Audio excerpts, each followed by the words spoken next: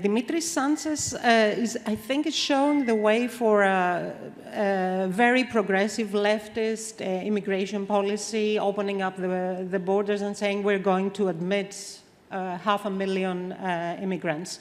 Do you think this could be like a model for social democracy in Europe?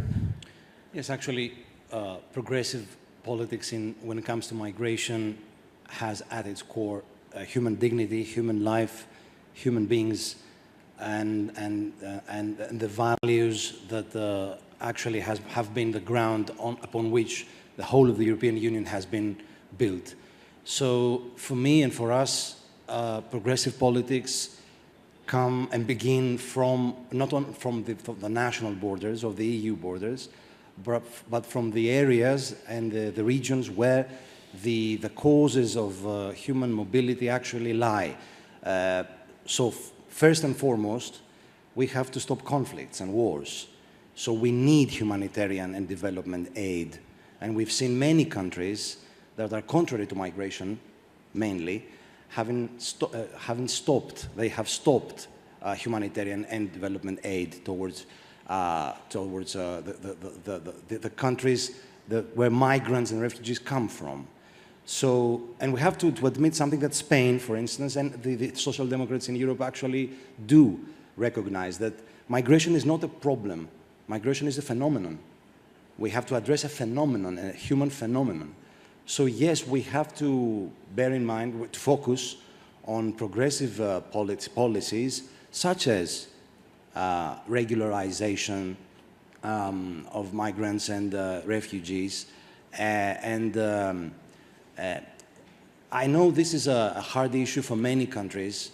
In Greece, we have many issues, social issues, when it comes to the structure of our economy and the real estate-driven economy, or the social welfare state, where we have many problems with our aging population. Many issues when it comes to our workforce and the need to have more workforce in certain aspects of life. And social and financial life and activity. But yes, I mean, we need more progressive solutions when it comes to migration. And if I may describe something, I feel that the New Democracy government has been more realistic in the past when it comes to migration. I mean, we had Minister Keridis, for instance, who actually took some steps towards the Spanish direction with the proportion, of course, as it is. But afterwards, after the Trump re-election, if I may guess and assume, the narrative changed.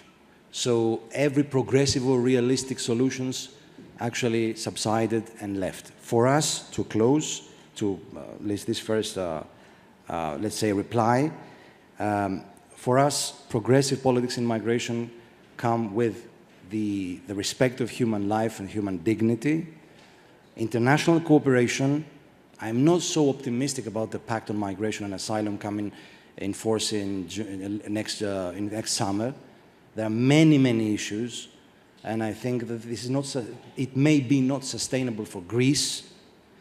And integration, yes. I totally agree that the main aspect of progressive politics when it comes to migration is about integration, not only policing national borders, but actually giving humanitarian and real aid towards the people that actually do need it, and this comes with a package of integration politics as well, policies as well. If I may be a little bit more provocative, I think the whole notion of safe third countries is a notion that has caused political tension in Europe of late, many years now. And especially in the UK. Exactly, yeah. In the UK. The Rwanda model, clearly failed. No, what are you saying? It wasn't implemented. It's a common perception in the UK that it didn't actually work. And it created a political discourse that was not positive one for the then government, the Conservatives. So for now, I think that international cooperation has to be built upon principles and values and transparency, because and I'm happy that you have mentioned a lot of times the UNHCR and other international organizations. This is a safeguard of transparency, for sure. But we have to think and work harder on these issues, because we've seen other experiments, other initiatives in the past that, due to the responsibility of third countries, like Turkey, did not actually work.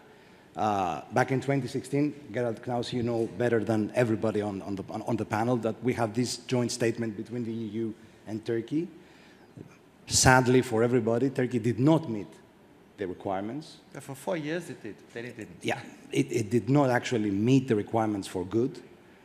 They did not implement the directive that the European leaders actually signed.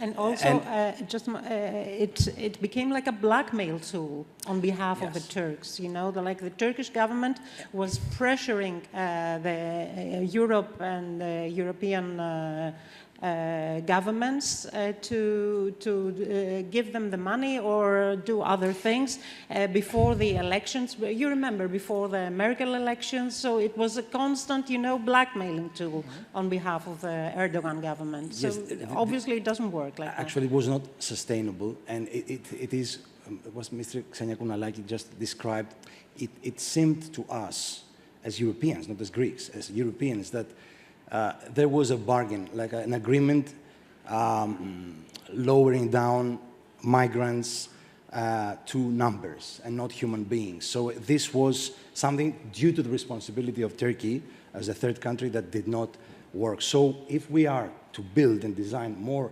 initiatives towards this direction, we need more values and ideas on the ground and more transparency and stricter procedures, because we have asylum procedures, as Mr. Moskov said. We've seen on Crete Island many issues last year. We, as PASOK, the main opposition party, asked and called on the government to accelerate asylum procedures, to decide which persons actually are entitled to be granted asylum protection, international protection, and which persons are not entitled to international protection. And to conclude, the persons that are not allowed to international protection should return, actually, as you, Mr. Secretary General, correctly stressed. The return procedure is a problematic one as well. Mr. Knaus is correct to stress that, to highlight Bangladesh. We have a bilateral agreement with Bangladesh, Greece and Bangladesh, but the return procedure is not implemented according to the agreement. This is the case with Egypt as well. So this is a foreign policy issue, of course, not a migration ministry issue.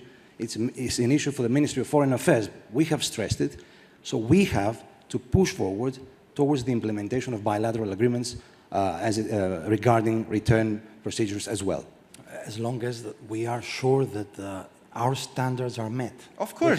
We have strict, otherwise the courts will stop us, which is good. Exactly. We agree. Because we have the European Union and we have the Council of Europe, yes, where it happens that I am a member to the Migration Committee there, and we have the European Court in Strasbourg. The case law is very strict. Yes. So yes, I agree with you. We have to first guarantee that the standards are actually met in those safe countries, so they are actually safe. Yes. This is not the case right now. This is why the UK courts somehow, the UK political discourse was about the failure of the Rwanda project, because of the fact that Rwanda has not actually met on asylum. Yes, on asylum. Yeah. On asylum, yes. Because asylum. Rwanda is accepting people from, at the moment, for 7 years, since 2019, UNHCR has brought people from Libya to Rwanda, where the asylum status determination by UNHCR has taken place. Dimitris, what do you think on that question? Can we convince the general population to be less phobic of immigrants? I think the current political discourse does not assist towards this direction. If I may comment, it is rather the opposite right now. We have signals from the government that are rather on the opposite side of things. They